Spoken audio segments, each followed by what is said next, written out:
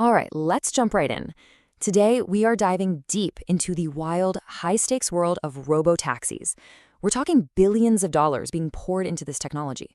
But the big question is all that cash actually enough to win the race for our driverless future? So here it is, the $16 billion question. And yeah, I mean that literally. Is that astronomical number enough to finally turn the dream of a self-driving car service into a real, profitable business? Or is it just a down payment on an even more expensive gamble? To really get our heads around this, we're going to follow the breadcrumbs laid out by Kirsten Kurosek, the transportation editor over at TechCrunch. She lives and breathes this stuff, tracking every single twist and turn, so her reporting is the perfect roadmap for us.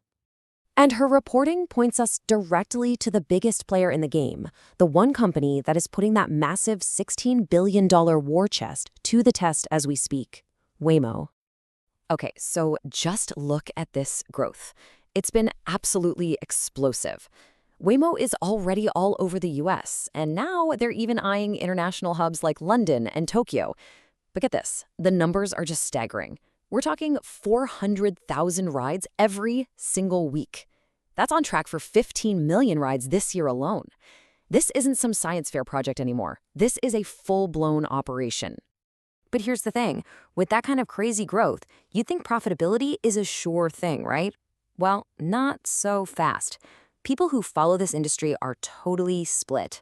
So let's break down the two sides of the argument, the bull versus the bear case. And this really lays it all out. On one side, you have the optimists, the bulls. They're pointing to the rock-solid backing from Waymo's parent company, Alphabet. That means they don't have to worry about nervous investors pulling out. Plus, their ridership is just blowing up. But then you have the bears, the skeptics. They see these sky-high costs to keep things running, regulators watching their every move, and a business model that might mean giving up some control. And Kirsten Kurosek brings up a really crucial and kind of controversial point here.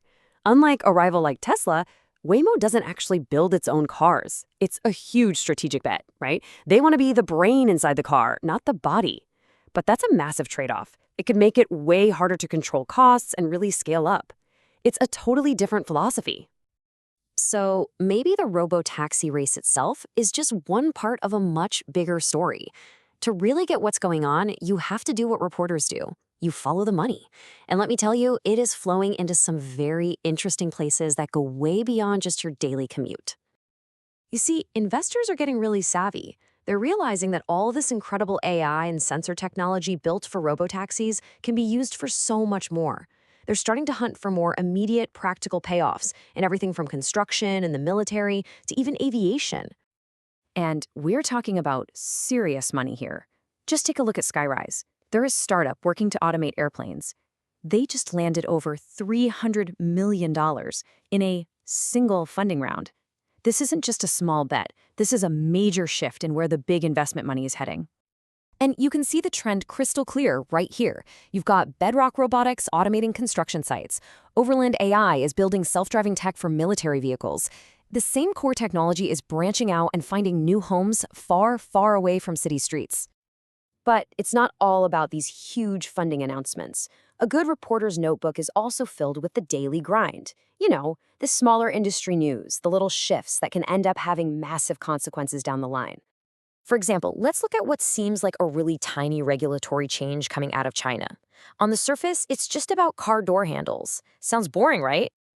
Well, think again. This little rule could have a huge impact on Tesla. Their signature concealed electronic door handles, they're going to be banned in the world's biggest car market by 2027. It's the perfect example of how one small rule can force a global giant into a huge, expensive design change.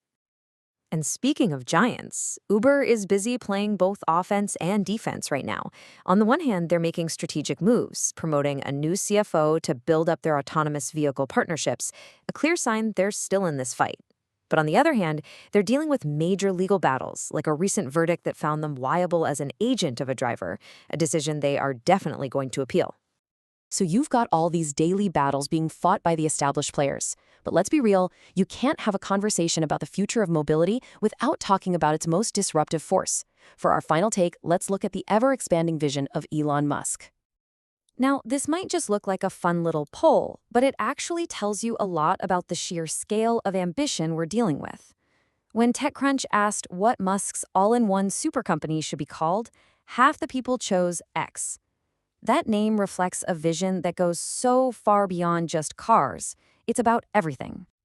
And that brings us right back to where we started. The future of mobility is being pulled in two totally different directions. You have the brute force of massive investment on one side and the quiet, subtle power of regulation on the other. So when it all shakes out, which one will matter more in the end? The size of the checkbook or the rules of the road? That's the big question. Thanks for tuning in.